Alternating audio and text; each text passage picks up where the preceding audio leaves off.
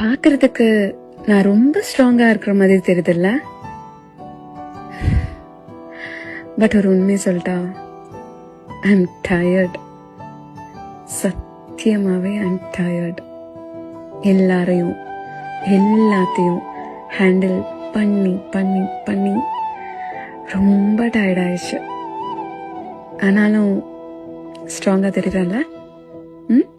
மலை போல துன்பம் என்னை சூடும் போது அதை பனி போல உருகிட செய்பவரே.